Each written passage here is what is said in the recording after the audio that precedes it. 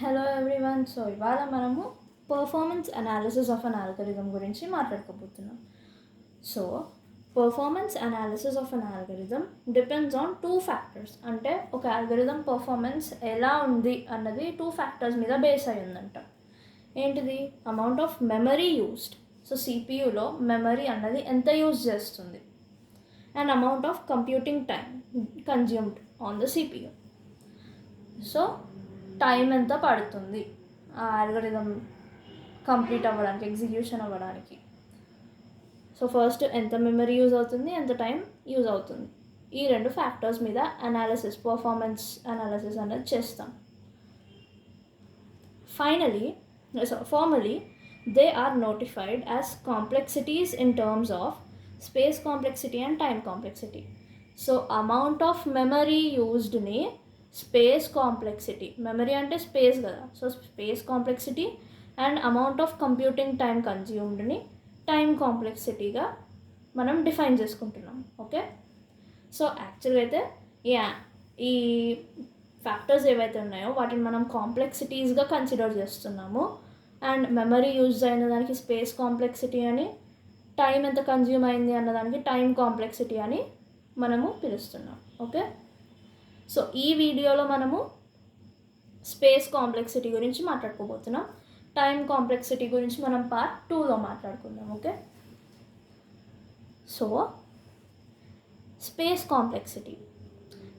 Complexity of an algorithm is the amount of memory it needs to run to complete, that is from start of the execution to its termination. So ఇప్పుడు computer memory ఉంటుంది కదా. So for example ఇది కొంచెం computer memory అనుకుందాము. So దానిలో నేను ఇంత memory అన్నది యూజ్ చేస్తున్నాను. నా అల్గరిథం స్టార్ట్ అయ్యి ఎండ్ అయ్యే లోపల నేను ఇంత పార్ట్ ఆఫ్ మెమరీని యూజ్ చేశాను సిపియూలో, అంటే స్టోరేజ్. ఓకే, సో ఈ స్టోరేజ్ ఏదైతే ఉందో, ఈ మెమరీ ఏదైతే నేను యూజ్ చేశానో నా ఆల్గరిథం రన్ అవ్వడానికి స్టార్టింగ్ నుండి ఎండ్ అయ్యే వరకు ఇంత మెమరీ నేను కన్జ్యూమ్ చేశాను. సో దీన్నే మనము స్పేస్ కాంప్లెక్సిటీ అంటాం. So space complexity of an algorithm is the amount of memory it needs to run. Okay, so ఆ మెమరీ అన్నది దానికి కావాలి స్టార్ట్ అవ్వడానికి, మళ్ళీ ప్రాసెస్ చేయడానికి, మళ్ళీ ఎండ్ అవ్వడానికి కావాలి. So to completion, memory it needs to run to completion, that is from the start of the execution to its termination. కొంచెం మెమరీ అన్నది యూజ్ అవుతుంది ఆ మెమరీనే. Okay, so nothing but space needed by an algorithm is the sum of the following components. So ఒక ఆల్గరిథంకి space ఎంత అవసరం పడుతుంది అన్నది 2 కాంపనెంట్స్ ఉన్నాయి. ఆ రెండిటి అడిషన్, సమ్ అంటే ఏంటి, అడిషన్ కదా. సో ఆ రెండిటిని కలిపి యాడ్ చేస్తేనే అది space. So space of an algorithm A is equal to fixed components of algorithm A plus variable components of algorithm A.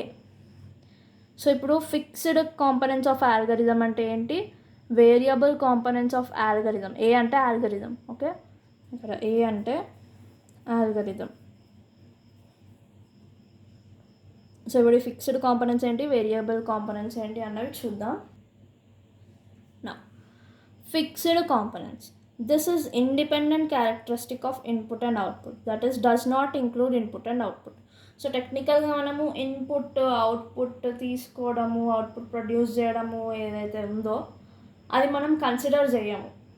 Okay, input and output memory అన్నది మనం కన్సిడర్ చేయమన్నమాట. ఇన్పుట్కి ఫర్ ఎగ్జాంపుల్ 2 bits అవుతుంది అనుకోండి, దాన్ని మనం consider చేయం. So fixed కాంపనెంట్స్లో input అవుట్పుట్ని మనము తీసుకోము, వాటి మెమరీని తీసుకోము. దిస్ పార్ట్ ఇంక్లూడ్, సో ఇప్పుడు ఇన్పుట్ అవుట్పుట్ని తీసుకోకపోతే ఏం తీసుకుంటుంది మరి ఫిక్స్డ్ కాంపనెంట్ అంటే ఏంటిది అంటే, this part includes instruction space, space of simple variables, fixed size component variables and constant variables. So ఏవైతే ఫిక్స్డ్ ఉంటాయో, ఏవైతే మనం చేంజ్ చేయలేమో, ఏవైతే కాన్స్టెంట్ ఉంటాయో వేరియబుల్స్ కానీ ఫంక్షన్స్ కానీ, అవన్నీ ఫిక్స్డ్ కాంపోనెంట్లో వస్తాయి. అంటే వాటిని మనం ఏం చేయలేము, అవి కంపల్సరీగా ఉంటుంది మెమరీ. ఓకే, ఫర్ ఎగ్జాంపుల్ ఇప్పుడు నేను నా ప్రోగ్రాంలో stdio.h అట్లాంటివి వాడతాను, సిలో కానీ C++లో కానీ. సో అవి ఫిక్స్డ్, నేను దాన్ని మెమరీని ఏమి వేరీ చేయలేను, ఆ మెమరీ బై డిఫాల్ట్ ఉంటుంది. సో ఈ కాంపోనెంట్స్ అన్నవి ఏంటి, ఫిక్స్డ్ కాంపోనెంట్స్, అవి మన చేతులు లేవు, ఆ మెమరీ కంపల్సరీగా ఉంటుంది. Next, variable components.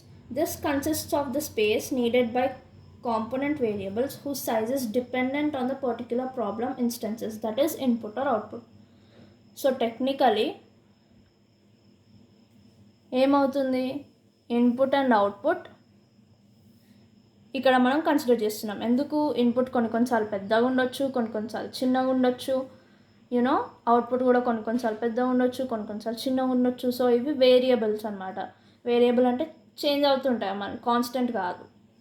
సో ఈ మొత్తం డెఫినేషన్ టెక్నికల్గా ఇన్పుట్ అండ్ అవుట్పుట్ గురించి చెప్తుంది. ఈ రెండింటిని మనం దీనిలో కన్సిడర్ చేస్తాము అని.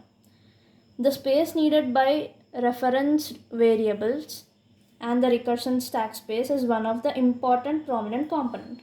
సో ఇందులో ఇంకొక ఇంపార్టెంట్ కాంపనెంట్ ఏంటంట, ఇప్పుడు ఫర్ ఎగ్జాంపుల్ నేను ఒక స్టాక్ని ఇచ్చాను ఇన్పుట్గా, లేదా ఒక అరేని ఇచ్చాను.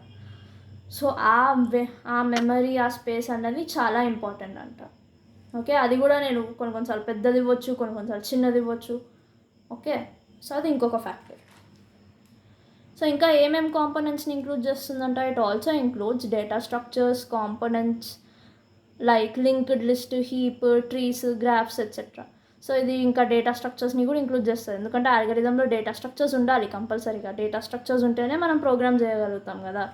సో డేటా స్ట్రక్చర్స్ అంటే మళ్ళీ ఏంటంట, లింక్డ్ లిస్ట్ కానీ, హీప్ కానీ, ట్రీస్ కానీ, గ్రాఫ్స్ కానీ, అవి కొన్నిసార్లు పెద్దగా ఉంటాయి, కొన్నిసార్లు చిన్నగా ఉంటాయి. సో ఈ వేరియబుల్ లెంత్ అన్నవి ఏవైతే ఉన్నాయో, ఏవైతే మనము అవి పెద్దగా అయినా ఉండొచ్చు, చిన్నగా అయినా ఉండొచ్చు, ఇలాంటివి అంటే కాన్స్టెంట్ లేనివి వేరియబుల్ కాంపోనెంట్స్లో వస్తాయి. సో ఫైనల్గా స్పేస్ ఆఫ్ అన్ అల్గోరిథం ఏంటి, fixed components plus variable components. Okay, so ఇప్పుడు ఒక ఎగ్జాంపుల్ చూసుకుందాం, అప్పుడు మీకు అర్థమవుతుంది ఫిక్స్డ్ కాంపోనెంట్స్ ఇంకా వేరియబుల్ కాంపోనెంట్స్ ఏంటని. సో ఇక్కడ చూస్తే ఒక అల్గోరిథం అన్నది ఉంది. సో దేని గురించి ఉంది, sum of P and Q. So ఏం చేస్తున్నాం, పీ అండ్ క్యూని మనం యాడ్ చేస్తున్నాం. సో స్టెప్ 1 ఏంటిది, స్టార్ట్. సో ఫస్ట్ ఏమో స్టార్ట్ అవుతుంది, దీనిలో ఏం మెమరీ ఏం లేదు. నెక్స్ట్ స్టెప్ 2, ఆర్లో కొన్ని వాల్యూస్ స్టోర్ అవుతున్నాయి. ఏం వాల్యూ స్టోర్ అవుతున్నాయి, పీ ప్లస్ క్యూ ప్లస్ 10. ఇక్కడ 10 ఏంటిది, కాన్స్టెంట్. ఇక్కడ పీ అండ్ క్యూ ఏంటిది, వేరియబుల్స్. ఈ 2 వాల్యూస్ ఏమో ఏవైనా ఉండొచ్చు, కానీ 10 మాత్రం కాన్స్టెంట్, అది మారదు ఏదేమైనా కూడా. థర్డ్ స్టెప్ ఏంటిది, స్టాప్. ఫస్ట్ స్టెప్ ఏమో స్టార్ట్, సెకండ్ స్టెప్లో ఏం చేస్తున్నాం, ఆర్లో పీ ప్లస్ క్యూ ప్లస్ 10ని సేవ్ చేస్తున్నాం. థర్డ్ స్టెప్లో స్టాప్. ఓకే, సో ఇప్పుడు ఇందులో ఎన్ని ఫిక్స్డ్ కాంపోనెంట్స్ ఉన్నాయి, ఎన్ని వేరియబుల్ కాంపోనెంట్స్ ఉన్నాయి. ఫిక్స్డ్ కాంపోనెంట్స్ అంటే ఏంటి, కాన్స్టెంట్స్. సో కాన్స్టెంట్స్ ఎన్ని ఉన్నాయి, ఒక్కటే ఉంది, ఏంటిది 10. సో ఫిక్స్డ్ కాంపోనెంట్స్ ఎన్ని ఉన్నాయి, ఒకటే ఉంది. ఇప్పుడు వేరియబుల్ కాంపోనెంట్స్ ఎన్ని ఉన్నాయి, వేరియబుల్ అంటే ఏంటి, వేరియబుల్స్. ఇక్కడ పీ ఉంది, క్యూ ఉంది, ఈ రెండు ఏ వాల్యూ, నేను పీలో 2 పెట్టొచ్చు, 3 పెట్టొచ్చు, ఏదైనా పెట్టొచ్చు. అంటే ఈ రెండు కాన్స్టెంట్ కాదు, పీ అండ్ క్యూ కాన్స్టెంట్ కాదు, ఇవి వేరియబుల్స్. సో ఎన్ని ఉన్నాయి, 1, 2. ఓకే, సో 2 వేరియబుల్స్ ఉన్నాయి. So 2. Therefore space of an algorithm ఏంటిది, fixed components plus variable components. Okay, oh wait, ఇక్కడ ఆర్ కూడా ఉంది కదా, ఆర్ కూడా వేరియబులేగా, ఈ 2 వాల్యూస్ మీద డిపెండ్ అవుతుందిగా. So variable components 3, P Q ఇంకా ఆర్ కూడా ఉంది. ఓకే, సో స్పేస్ ఎంత, fixed components plus variable components. Fixed components 1 plus variable components 3. So that is equal to 4. So total memory complexity ఎంత, దీనిది ఎంత వచ్చింది, మెమరీ ఎంత అవసరం పడుతుంది దానికి, 4 అవసరం పడుతుంది. Okay, this is just normal example మనకి ఫిక్స్డ్ కాంపోనెంట్స్ ఇంకా వేరియబుల్ కాంపోనెంట్స్ని అర్థం చేసుకోవడానికి. Okay, now to identify the space complexity of any algorithm, following steps can be followed. So ఒక స్పేస్ కాంప్లెక్సిటీ ఆఫ్ అన్ ఆల్గరిథమ్ని ఐడెంటిఫై చేయడం ఎలా అంటే, determine the variables which are initialized by some default values. Okay, so కొన్నిసార్లు మన వేరియబుల్స్కి initial వాల్యూస్ని మనం already డిఫాల్ట్గా ఇస్తామన్నమాట కొన్ని వేరియబుల్స్కి. సో అలాంటి వేరియబుల్స్ ఎక్కడైనా ఉన్నాయా, వేరియబుల్స్ ఏవైతే డిఫాల్ట్ వాల్యూస్ తోటి మనం ఇనిషియలైజ్ చేసామో అలాంటి వేరియబుల్స్ ఎక్కడైనా ఉన్నాయా అని చెక్ చేయాలి. అక్కడ మనకు ఒక స్పేస్ కాంప్లెక్సిటీ అన్నది వస్తుంది. నెక్స్ట్ ఏంటిది, determine which instance characteristic should be used to measure the space requirement and this will be problem specific. So ఎలాంటి క్యారెక్టరిస్టిక్కి పర్టిక్యులర్ స్పేస్ ఎంత పడుతుంది, సో ఎంత మెజర్మెంట్ అవుతుంది, ఏ ఇన్స్టెన్స్లో అంటే ఏ పాయింట్ ఆఫ్ టైంలో కొన్ని ఏమంటాము, కొన్ని సిచ్యువేషన్స్లో ఎలాంటివి మనము యూజ్ చేయాలి మెమరీని మెజర్ చేయడానికి లేదా స్పేస్ని మెజర్ చేయడానికి, కొన్ని స్పెసిఫిక్ ప్రాబ్లమ్స్కి. సో ఎలాంటి క్యారెక్టరిస్టిక్స్ని యూజ్ చేయాలి వీటి కోసము అన్నది మనము చూసుకోవాలన్నమాట. Okay, and next, generally the choices are limited to quantities related to number and the magnitudes of the input to and outputs from the algorithm. So జనరల్గా మనము కాంప్లెక్సిటీని ఎలా మెజర్ చేస్తున్నాం, త్రూ నంబర్సే కదా. They are limited to numbers only. మనం ఇంకా ఎలాంటి additional extra things like ASCII codes అవన్నీ మనం ఏం తీసుకోము, ఓన్లీ నంబర్స్లోనే మనం రిప్రజెంట్ చేస్తున్నాం స్పేస్ కాంప్లెక్సిటీని. ఆర్ ద మ్యాగ్నిట్యూడ్స్ అంటే ఏంటి, మళ్ళీ values of the inputs and outputs of the algorithm, ఇవన్నీ మనం నంబర్స్ ఫామ్లోనే రిప్రజెంట్ చేస్తున్నాం. సో ఇప్పుడు మనం తీసుకున్న ఎగ్జాంపుల్ కూడా ఇప్పుడు దాకా మనం నంబర్స్ ఫామ్లోనే లిమిట్ చేసేస్తున్నాం కదా, మనం ఏం ఎక్స్ట్రీమ్ వాల్యూస్ అలాంటివి ఏం తీసుకోవట్లేం కదా, ఎలాంటి కోడ్స్ అలాంటివి ఏమి. సో నంబర్స్ వరకే మనం నంబర్స్కే చేస్తున్నాం అనమాట, వేరే ఏమి వర్డ్స్ కానీ అలాంటివి ఏమి యూజ్ చేయకుండా.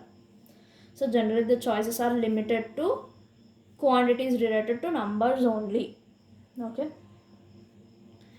Next, sometimes more complex measures of the interrelationships among the data items can be used.